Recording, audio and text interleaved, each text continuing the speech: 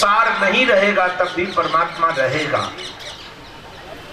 तो जो आदि और अंत में होता है वही मध्य में होता है।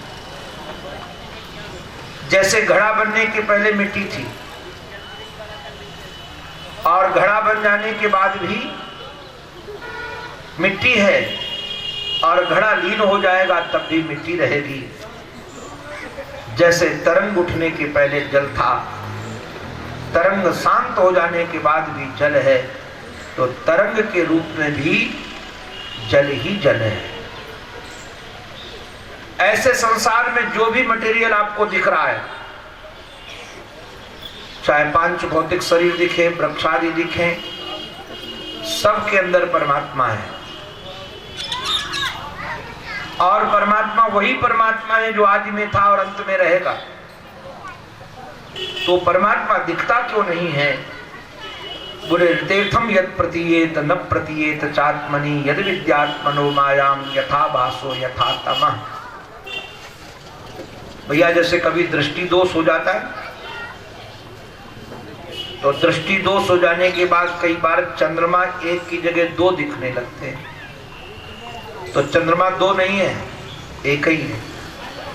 और हमको तो महाराज कई बार बड़ा भ्रम होता है, लगभग होता है। जैसे शास्त्र चिंतन कर रहे हैं, आंखें थक गई, तो मैं बाथरूम गया और आंख धोया, तो धोने के बाद चश्मा यहाँ चढ़ा देता हूँ। आंख धोया, चश्मा ऊपर चढ़ गया, फिर आकर बैठे पुस्तक उठाई तो चश्मा की खोज चलती है। पूरा कमरा चश्मा ढूंढता हूँ, चश्मा चश्मा चश्मा। बाथरूम जाता हूँ, कमरे में ढूंढता हूँ, नीचे ढूंढता हूँ, फिर अपने सेवक से कहता हूँ, रवि चश्मा पता नहीं कहाँ रख दिया है। फिर वो भी ढूंढते हैं, बाद में हमारे खोपड़े में होता है, तो कहते हैं गुरुजी आपके मस्तिष्क पर है। तब फिर मैं उतार करके ऐसे लगा लेता हूँ। अब देखो चश्मा कहीं गया नहीं है, चश्मा हमारे पास में ही है, किंतु हमारी खोज चश्मे की होती है। वो तभी ये कहावत बनी, चौबे जी अपने बच्चे को लेकर के, ये हमारे मामा जी ने सुनाया है, नारायण भक्तमाली जी महाराज ने। हम इन महापुरुषों का नाम इसलिए ले देते हैं कि जैसे भगवान के नाम लेने से जीव पवित्र होती है, ऐसे संतों के नाम लेने से जीव पवित्र होती है। और ज्ञान चोरी का न रहे, जिसका जो है उनके चरणों में निवेदित हो जाए, क्योंकि है तो इन्हीं महापुरुषों का प्रसाद। तो पूज्य मामा जी महाराज सुनाते हैं, वो चतुर्वेदी जी गए अखाड़े में, छोटा अपना बच्चा ले गए थे, और बच्चा ले गए थे संयोग से वहाँ छानी भांग छान करके, और बच्चे को अपने कंधे में बैठा लिया, और आ रहे थे तो भूल गए कि बच्चा कहाँ गया। अब भूले तो अखाड़े में गए, हमारा छोरा कहाँ गया, छोरा कहाँ गया। जिससे पूछते तो छोरा कहाँ गया, वो समझते थे कि एक छोरा दूसरे छोरे को पूछ रहे हो, क्योंकि जिसके कंधे पर ही छोरा है वो क्यों छोरा को पूछेगा। अब वो नशे में सब जगह पूछ रहे छोरा कहाँ, छोरा कहाँ। तो महाराज कंधे में छोरा था, अब वो तो बोले नहीं कि मैं आऊँ, उसको क्या पता कि मेरे को ही खोज रहेंगी। बाद में बड़े दुखी होकर के गए और घरेती से कहने वाले थे कि छोरा खो गया। तो दुखी होकर जा रहे थे, जो दरवाजे के अंदर घुसे तो छोरा का मस्तिष्क दरवाजे से टकराया, तो रो पड़ा। तो जो रोया तो बोले बाबरे 4 घंटे से तेरे को ढूंढ रहा था, और तू यहाँ कहाँ लटका था। उसने कहा बाबू मैं लटका नहीं था, तुम्हारे कंधे में था, हमें क्या पता तो हमको खोज रहे हो। ऐसे ही नारायण जो हमारे पास में है किंतु हम उसको खोज रहे हैं। जैसे मृग कस्तूरी की सुगंध पाता तो है, खोजता है आ कहां से रही गंध। ऐसे जो आनंद सिंधु अपना स्वरूप है, उस आनंद की खोज हम पत्नी में कर रहे हैं, भोजन में कर रहे हैं, मान प्रतिष्ठा में कर रहे हैं, किंतु वह हमारा आत्मा बना हुआ बैठा हुआ है। अपनी ही सुगंध है, अपना ही आनंद है। हमको तो बड़ी कई बार लगता है जब कोई प्रशंसा करता है तो मैं बड़ा खुश होता हूँ कि इस बाबरे को पता नहीं अपनी ही कर रहा है, क्योंकि इसका इतना अच्छा अंतःकरण है कि इसको हम अच्छे दिख रहे हैं। और बाद में जब निंदा करने लगता है तो मैं मुस्कुराता हूँ कि अभी मलिन हो गया, ये अपने ही रूप वर्णन कर रहा है। हम अपने को ही वर्णन करते हैं। जब चित्त पवित्र होता है तो सब दिव्य दिखता है, चित्त पवित्र होता है तो सब गड़बड़ दिखता है। अपने प्रिय की वाणी भी अपने समझ में नहीं आती है।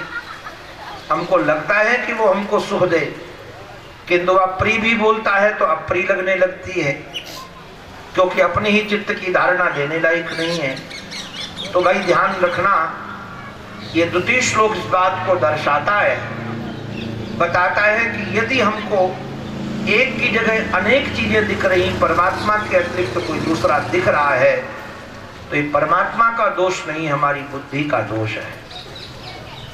जैसे चंद्रमा दो नहीं हो सकते हैं, हमारी दृष्टि में दोष आ गया है। तीसरी बात इन्होंने बड़ी अच्छी कही कि परमात्मा इस सृष्टि को बना करके इसमें प्रविष्ट हो गया है, किंतु याद रखो अन्वय व्यतिरेकाभ्याम यस्यात् सर्वत्र सर्वदा। अन्वय और व्यतिरेक से परमात्मा सर्वत्र और सर्वदा है। अन्वय व्यतिरेक किसे कहते हैं? देखो, इसको बहुत सहज भाषा से आप सब पठित है समझ सकेंगे। ये हमारे पास में एक कपड़े का टुकड़ा है, इसको आप लोग शायद रुमाल कहते हो। रुमाल में धागों का अन्वय है। आप सबको ये रुमाल तो दिख रही होगी, धागा किसी को दिख रहे? हमको भी नहीं दिख रहे, मैं तो इतने नजदीक हूँ, आप तो दूर हो। अगर इस रुमाल में धागे न हो, और धागे भी दो प्रकार के, ताना और बाना, एक धागा इधर एक धागा इधर, ऐसे बिना हुआ है, तागों से रुमाल बना है। अच्छा, यदि हम कहें कि तागे तागे हम निकाल लेते और रुमाल तुम ले जाओ, तो यदि मैं धागा निकाल लूंगा तो रुमाल नाम की कोई चीज बचेगी? नहीं बचेगी। ऐसे ही संसार में परमात्मा का अन्वय है। जैसे इस रुमाल में धागों का अन्वय है, ऐसे ही सारे संसार में परमात्मा का अन्वय है। जैसे रुमाल में बिना धागे के रुमाल नहीं रह सकती है, वैसे संसार में बिना परमात्मा के संसार नहीं रह सकता है। अच्छा, ये रुमाल बिना धागे के नहीं रह सकती, किंतु धागे बिना रुमाल के रह सकते हैं कि नहीं? बोलो, रह सकते हैं? ऐसे से गर्दन हिला दिया करो, और हम पूछा करें तो बता दिया करो, बाबा हमारी तरफ देखो, ओ बाबा मास्टर साहब मेरी तरफ। अच्छा नहीं लगता हूं? अरे हमारे को देखा करो, क्या नाती पोता देखते हो तो दिन भर देखोगे? उनको मत देखो, हमारी तरफ देखो। वो तो गड़बड़ करते ही रहेंगे। उनको देखोगे तो मरकर फिर इनके कुत्ते बनोगे, बिल्ली बनोगे, और क्या बनोगे। और हमारी तरफ देखोगे तो भगवान तक पहुंचोगे। हम इतनी रसीली बात तुमको सुना रहे हैं, अध्यापक हो आप, पढ़े लिखे हो। अच्छा सच बताओ, जब विद्यार्थियों को पढ़ाते थे और विद्यार्थी इधर उधर देखने लगे तो कैसा लगता था? अच्छा लगता था? उस समय तो खूब पीटते होगे। तो हम तो पीट तो नहीं सकते हैं, प्यार से कुछ तो कह सकते हैं। दांत चले गए हैं, सावधान। देखो, पूरा लाभ लेना चाहिए सावधान होकर के। और मैं तो कहूँ इनके बच्चों को भी सबको ध्यान रखना चाहिए कि लाभ बार बार भी मिलता है। जीवन में एक बार कथा का चांस मिला है तुमको, ठाकुर जी करे दोबारा मिले किंतु मुश्किल है। एक ही बार लगभग मिल पाता है। इसलिए पूर्ण प्यासे होकर के इधर चित्त वृत्ति जाए। इनकी बहुओं से भी, बच्चों से बड़ी प्रार्थना है, इनके नाती पोतों को दूर रखा करो, इन दोनों बुढ़ा बुढ़ियों से। क्योंकि नाती पोते निहारने लगेंगे तो हमारी इतनी बढ़िया बात उनके दिमाग से निकल जाएगी जो हम तुम्हारे दिमाग को भरना चाहते हैं। हमको तुमसे दक्षिणा की जरूरत नहीं है, आप सुनो इसको। आपकी चित्त वृत्ति इधर उधर चली जाती तो फिर हमको गड़बड़ लगेगा। हम कोई पागल कुत्ते तो नहीं है कि भूखते रहे। प्यार से सुनो, प्यासे होकर के सुनो। अगर तुमको इनसे तकलीफ होती है तो दूर रखो इनको सबको। ये कोई बहुत अच्छे नहीं है, ये तुमको बांधने वाले हैं, इसलिए सावधान। मैं निवेदन कर रहा था, इतनी दार्शनिक बात आपके सामने रख रहा था और हमारी दृष्टि आप पर गई तो हमको लगा तो मामला गड़बड़ है, अरण्य रोदन के समान है। इसलिए सावधान रहो, इसको पियो।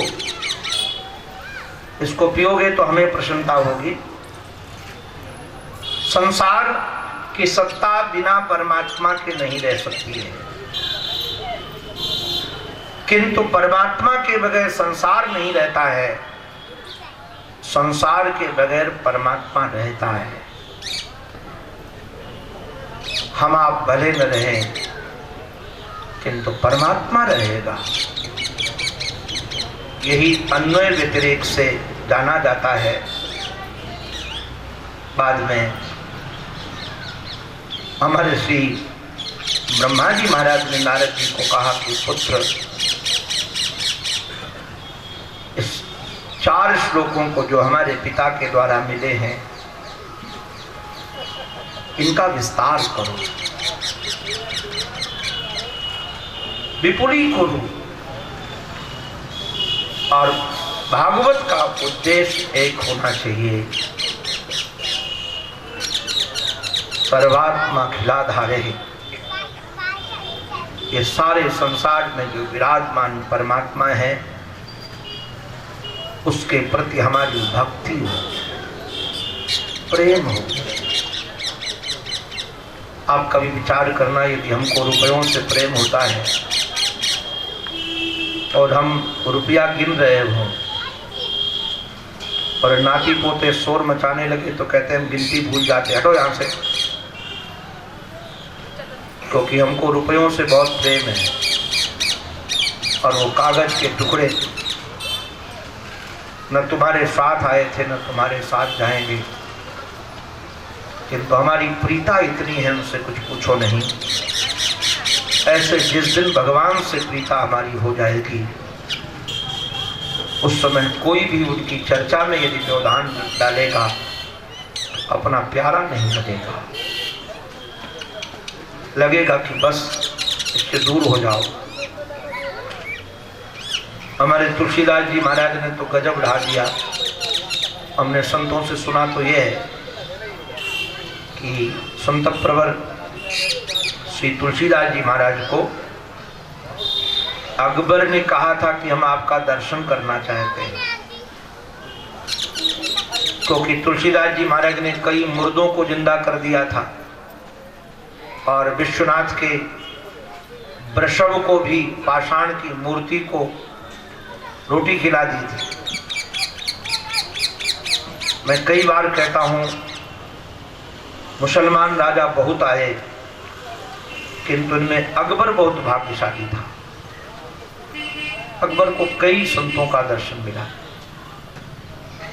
तो तुलसीदास जी महाराज के पास सूचना भेजी थी कि मैं काशी आना चाहता हूं।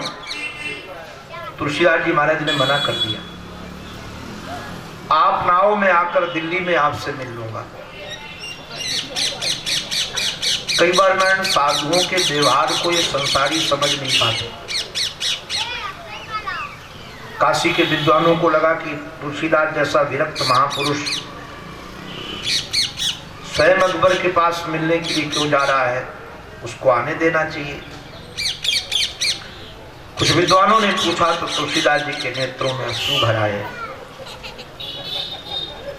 उन्होंने कहा कि तुम्हें पता नहीं है, वो आएगा तो अकेले नहीं आएगा, सेना लेकर आएगा और सेना का आहार सतोगुणी नहीं जाने कितने निरीह पशु मारे जाएंगे और जाने कितने लोगों को कष्ट होगा।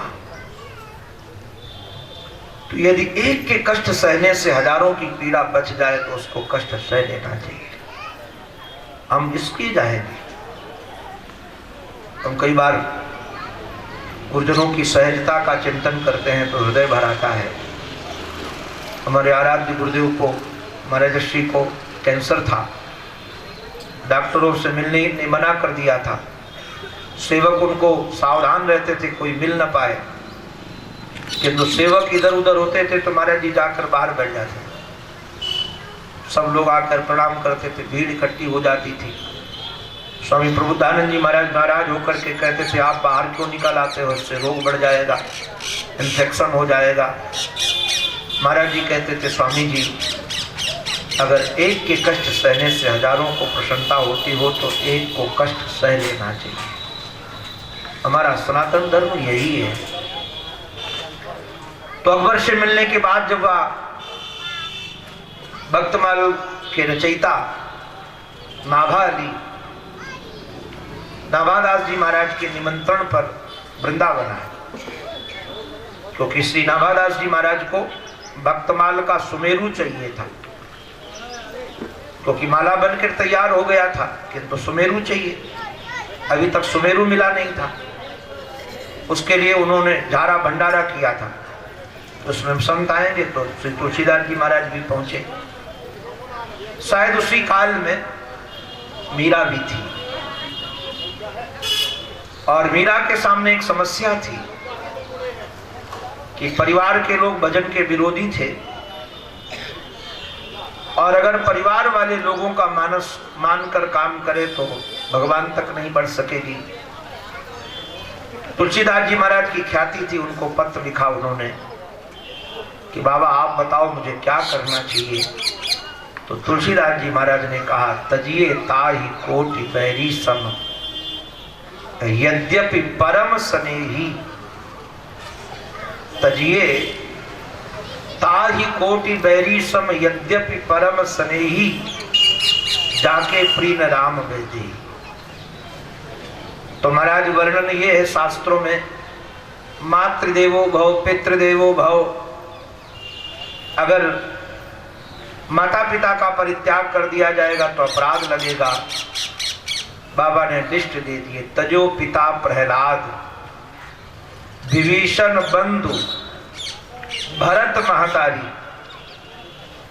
प्रहलाद ने अपने पिता का परित्याग कर दिया, विभीषण ने अपने भाई का परित्याग कर दिया, भरत ने अपनी मां का परित्याग कर दिया, ब्रजांगनाओं ने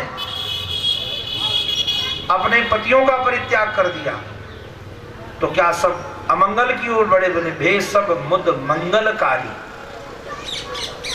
देखो भाई ध्यान रखना, कोई बालक अपने माता पिता की आज्ञा मानना छोड़ करके स्त्री का गुलाम हो जाए तो पति तो हो गया, अपनी माता पिता की सेवा छोड़कर पत्नी की सेवा में लग जाए तो पति तो हो गया, किंतु वही बालक माता पिता की सेवा छोड़ करके परमात्मा की सेवा में लग जाए तो वह पतित नहीं हो गया, पवित्र हो गया।